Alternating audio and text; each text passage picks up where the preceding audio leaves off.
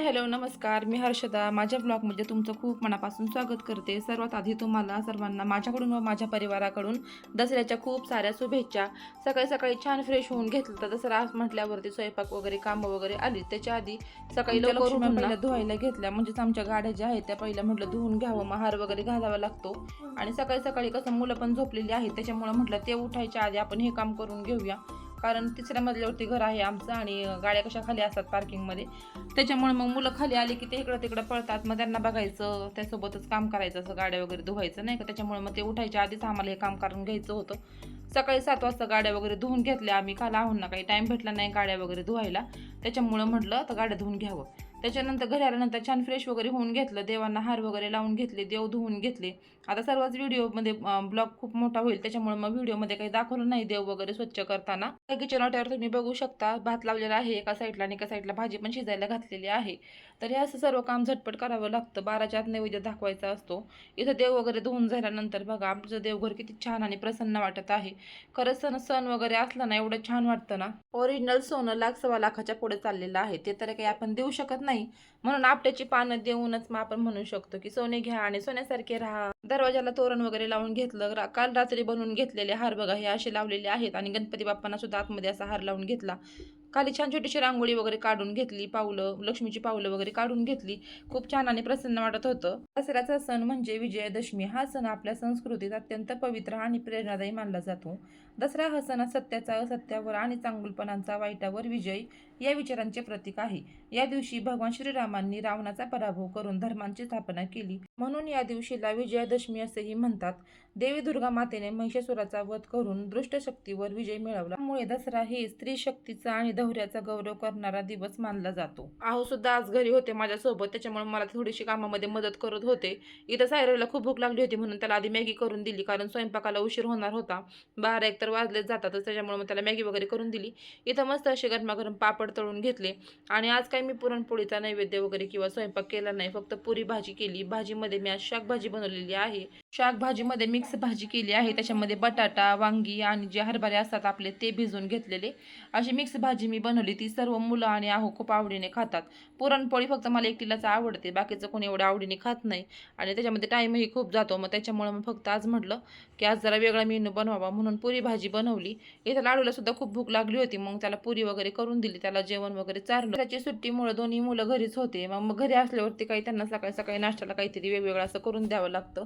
स्वयंपाकाला 12-1 तर वाजणारच होते, त्याच्यामुळे मग सायराला मॅगी करून दिली आणि लाडूला पटकन पुरी आणि श्रीखंड दिलं. त्याने ते खूप आवडीने खाल्लं. मग परत पुन्हा स्वयंपाकाला लागले.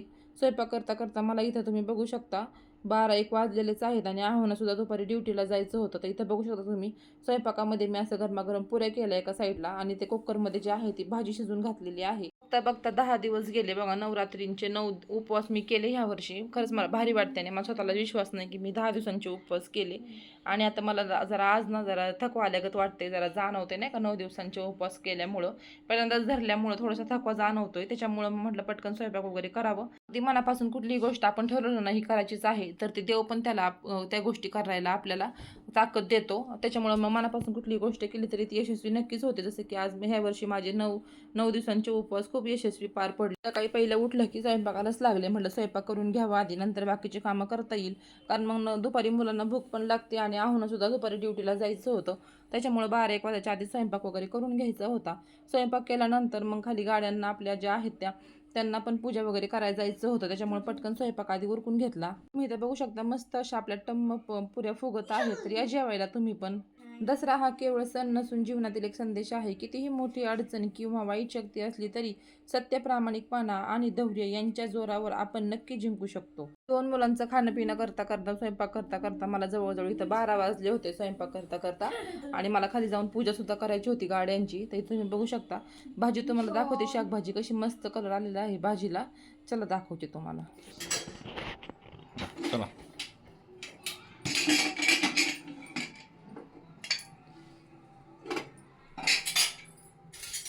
तर्रीदार शाकभाजी तयार.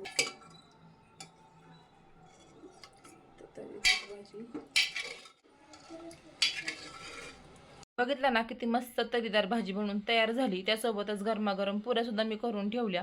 आणि ही शाकभाजी जी आहे ना ती गरमागरम पुऱ्यांसोबत आणि भातासोबत ना एकच नंबर लागते बरं का. मला तर खूप प्रचंड आवडते आणि आमच्या घरातसुद्धा खूप आवडीने खातात. मस्त अशा गरमागरम पुरी वगैरे करून घेतली आणि स्वयंपाक करून घेतला. त्याच्यानंतर मग खाली आपलं जे गाड्या आहेत त्यांची पूजा करण्यासाठी मला जायचं होतं. त्यामुळे मग आम्ही सर्व सामान वगैरे घेऊन तिकडं निघालो.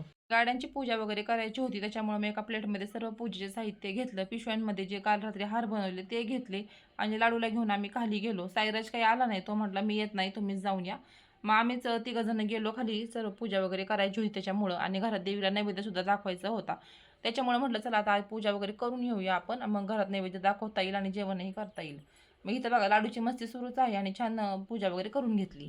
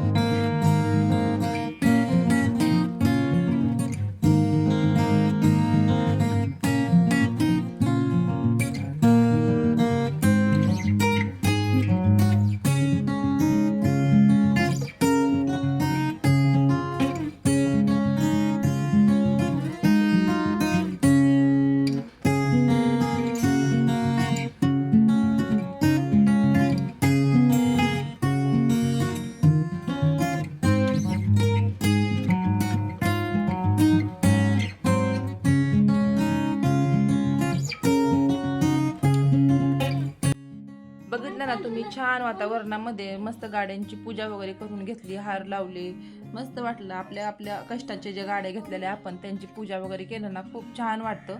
आता ही माझी बेस्ट फ्रेंड आहे बरं का. मी असं का म्हणते, कारण हिला ना मी खूप कष्टाने आणि मेहनतीने घेतलेलं आहे.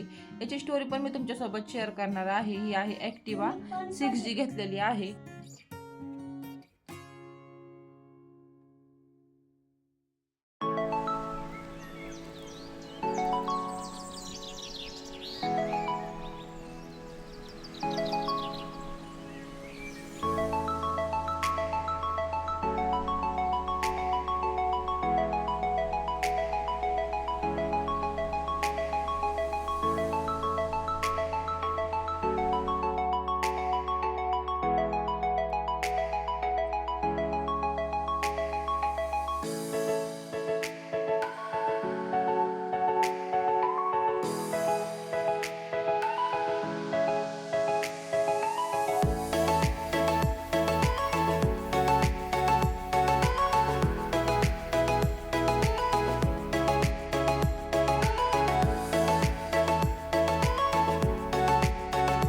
छान दोन्ही गाड्यांची पूजा वगैरे करून घेतली, हार लावून घेतला, खूप छान आणि प्रसन्न वाटत होतं बरं का. ही माझी ॲक्टिवा आहे. आम्ही दोघी जणी मिळून रोज मुलांना शाळेत सोडतो, आणतो. दोन्ही मुलांचे टायमिंग वेगळे असल्यामुळं आमची भेट सारखी होते आणि हिला मी खूप कष्टाने घेतले आहे बरं का. याची स्टोरी मी तुम्हाला नक्कीच सांगणार आहे आणि खरंच इंटरेस्टिंग स्टोरी आहे याची. आणि आमच्या वाहूंची पल्सरसुद्धा यांनी खूप आमच्या लग्नाच्या टायमाला घेतली होती. पूजा वगैरे करून आम्ही घरी आले, देवाला नैवेद्य वगैरे दाखवून घेतला, गणपती बाप्पांची आरती वगैरे सर्व देवपूजा वगैरे करून घेतली. आहोंना ड्युटीला जायचं होतं म्हणून असं मस्त ताट सजवून त्यांना दिलं. इथं तुम्ही बघू शकता मस्त असं गरमागरम पुऱ्या, शाकभाजी, भात, श्रीखंड आहे आणि पापड आहेत. भजी वगैरे काही केली नाही, एवढा टाईमच भेटला नाही मला. आणि आहुनी जेवण वगैरे केलं, मुलांना जेवण वगैरे चारलं. असा गेला आजचा आमचा दसऱ्याचा दिवस. कसा वाटला व्हिडिओ नक्की कॉमेंटमध्ये सांगा. व्हिडिओ आवडत असेल लाईक शेअर सबस्क्राईब करा आणि परत एकदा तुम्हा सर्वांना दसऱ्याच्या खूप साऱ्या शुभेच्छा. सणांच्या दिवस पूर्ण असा कामामध्येच गेला आणि काही लाडूला दिवसभर जवळ घ्यायला टाईमच भेटला नाही. त्याला म्हटलं ये बाबा जवळ बस थोडंसं, नाही का, त्याला लाडू वगैरे केला. चिडचिडी करत होता खूप. जेवण वगैरे चारल्यानंतर बघा शांत बसला आणि मी सुद्धा उपवास वगैरे सोडून घेतला. 9 दिवसांचे उपवास खूप छान गेले आणि नवरात्रीसुद्धा खूप छान गेल्या, खूप एन्जॉय केलं. तुम्हाला कशी गेले नवरात्रीचे दिवस ते मला कॉमेंटमध्ये सांगा. इथंच व्हिडिओ थांबवते. बाय.